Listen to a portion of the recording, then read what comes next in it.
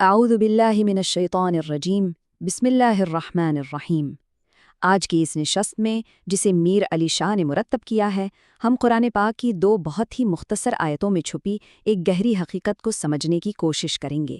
یہ آیتیں ہمارے دل کے اندر چلنے والی ایک ایسی کشمکش کو بیان کرتی ہیں جو ازل سے جاری ہے۔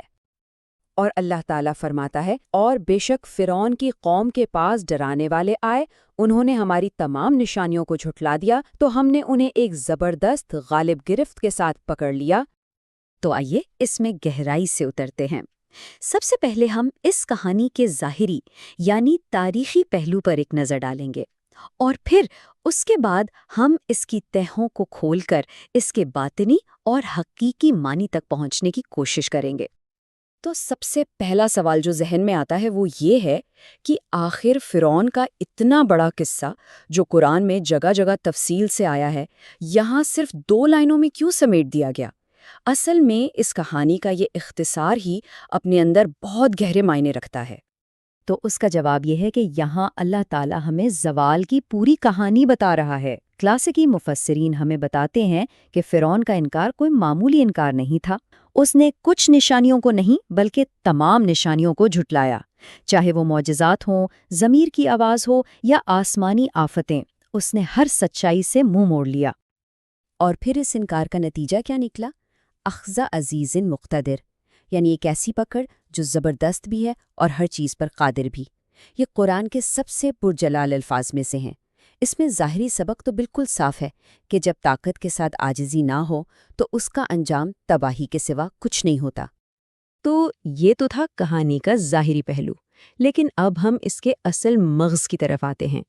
اب ہم تاریخ سے نکل کر اپنی نفسیات کی طرف، ظاہر سے باطن کی طرف سفر کریں گے اور دیکھیں گے کہ فرعون کی یہ کہانی آج بھی ہمارے اندر کیسے زندہ ہے۔ صوفی روایت میں فرعون صرف ماضی کا کوئی بادشاہ نہیں ہے، بلکہ وہ ہمارے اندر کی اس کیفیت کا نام ہے جس میں ہم سب گر سکتے ہیں۔ یہ ہمارا اپنا نفس ہے، ہماری اپنی انا ہے، جب وہ اپنی طاقت کے نشے میں چور ہو جاتی ہے اور خود کو ہی سب کچھ سمجھنے لگتی ہے۔ امام القشیری نے کیا خوبصورت بات کہی ہے۔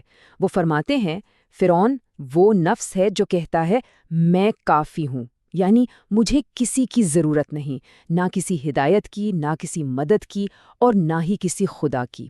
یہ خود کو مکمل سمجھنے کا دھوکہ ہے۔ تو فرعون کا تمام نشانیوں کو جھٹلانا دراصل دل کی سختی کی علامت ہے۔ امام غزالی اس کیفیت کو قساوت القلب کہتے ہیں، یعنی دل کا پتھر ہو جانا۔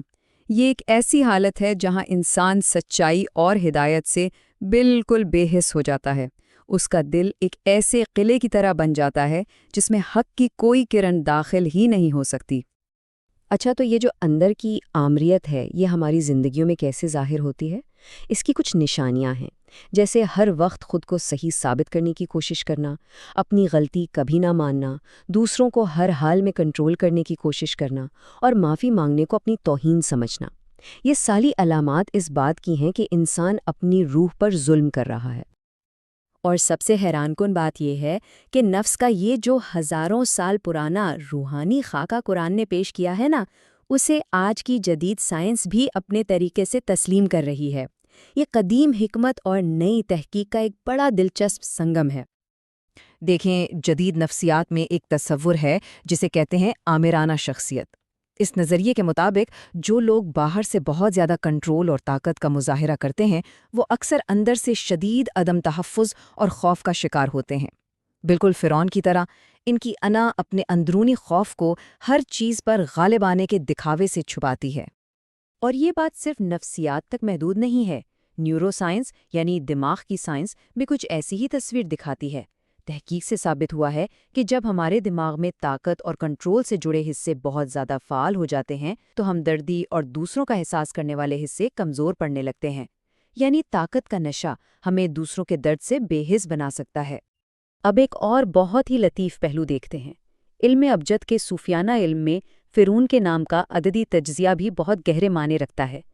اس کے نام کے حروف کے اعداد کو جب جمع کر کے آخر تک لایا جاتا ہے تو ایک کا ہندسہ نکلتا ہے۔ یہ ایک اس جھوٹی اکائی اور مرکزیت کی علامت ہے جس کا دعویٰ ہمارا نفس کرتا ہے۔ وہ خود کو کائنات کا مرکز سمجھتا ہے۔ تو اب تک کی اس ساری گفتگو کا مقصد باہر کی دنیا کو سمجھنا نہیں بلکہ اپنے اندر جھانکنا ہے۔ اب وقت ہے کہ اس آئینے کو اپنی طرف موڑیں اور کچھ سوالات خود سے پوچھیں۔ میں کہاں اپنی بات پر اڑا رہتا ہوں جبکہ تمام نشانیاں بتا رہی ہوں کہ میں غلطی پر ہوں؟ میں کہاں اپنے ضمیر کی آواز کو دبا دیتا ہوں صرف اس لیے کہ وہ میرے سکون میں خلل ڈالتی ہے؟ میں کہاں ہر چیز کو اپنے قابو میں رکھنے کی کوشش کرتا ہوں بجائے اس کے کہ اللہ کی رضا پر سر جھکا دوں؟ اور میرا دل کہاں سخت ہو چکا ہے کہ نصیحتیں اس پر اثر ہی نہیں کرتیں؟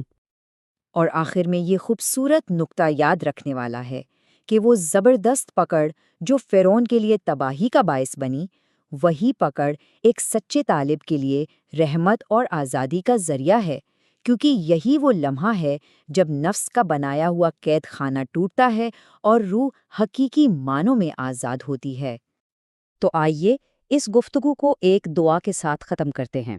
یہ دعا ہم سب کے لیے ہے جو اپنے اندر کے فرعون سے نجات چاہتے ہیں۔ آمین۔